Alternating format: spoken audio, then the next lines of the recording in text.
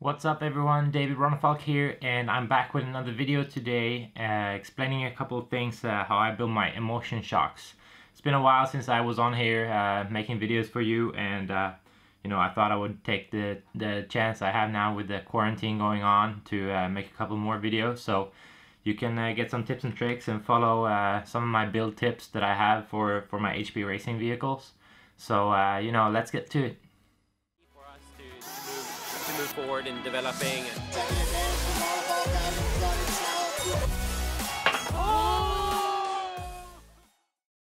So before I start to show you how I build my Emulsion shock, I just wanted to take the opportunity to tell you guys to please subscribe to the channel, click that bell button to stay notified when I have new videos uploaded.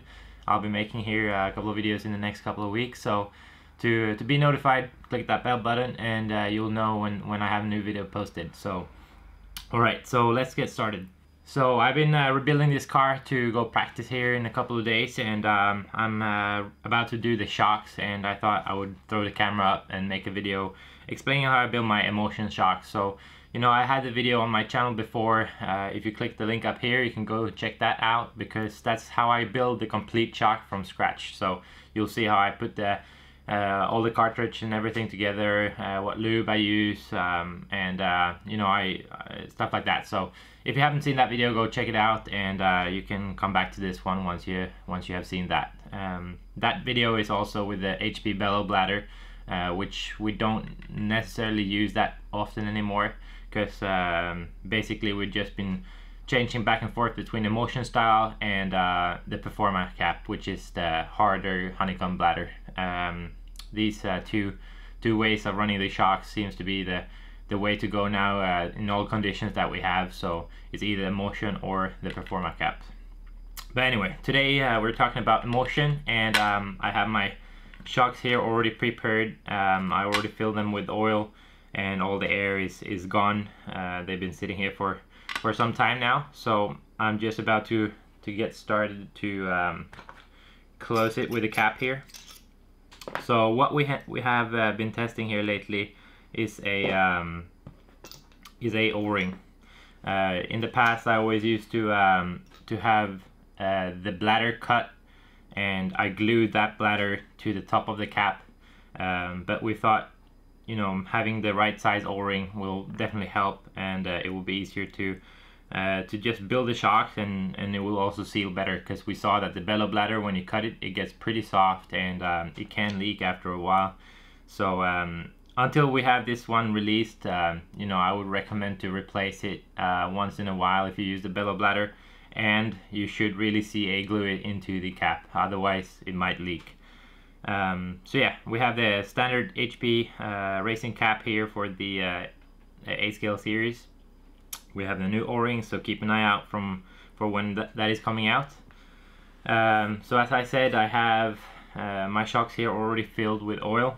I use 50 and 40 oil for this time now. It's about 15-16 degrees in Sweden right now, and that is pretty much a base setup for me in that kind of temperature. So I have the 5x15 in the front, 5x16 in the back, standard HP pistons, and yeah, it's gonna be awesome to go practice again next week here.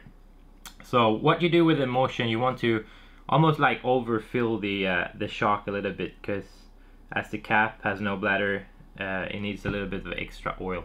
Otherwise there won't be enough. So yeah, I have the cap here. I put my O-ring inside the cap, and then I take my shock and I just close it like this. So I do all this with the screw unscrewed, so the hole is open. That's because we're gonna use that hole for the oil to come out, the excess oil. So now when I had the cap fully closed, fully tightened, I slowly push the shaft up towards the top of the shock cap, and you can start seeing the oil coming out here. I just take a rag and I wipe that excess oil off. So you'd like to go pretty slow, but once it's all the way to the top, you take your screwdriver and you just close the hole here, you tighten it, not too much because it's easy to strip those little screws, but just enough so it stays there. Then I work the shock a little bit. You're probably gonna see a tiny bit of rebound here now when I've done this. The Emulsion style shock has air inside, so that's totally right if you can feel some air afterwards. But yeah, I work the shock a little bit, and after that I push it all the way up, and I can see there's some rebound here on the top. So then what I do, I unscrew the screw here one more time. I leave the shock where it is with the rebound here, and then I just push it up one more time. I wipe that little bit of oil coming out off, and then I just close it again. So right now it should be good to go. I work the shock again just to see if there's some more rebound, because I wanted that thing to be completely dead, no rebound at all. And it should be pretty much 0 at this time. You're always gonna get like 2 millimeters or so, but that's just like perfect right there.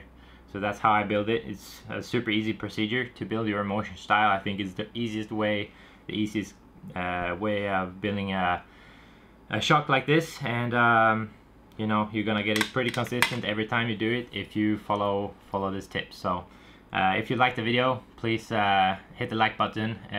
If you have any suggestions on other videos I can show you guys, please drop a comment below, and I will look into it, and hopefully I can have a couple more videos here coming out pretty soon. So thanks for watching, and see you in the next one.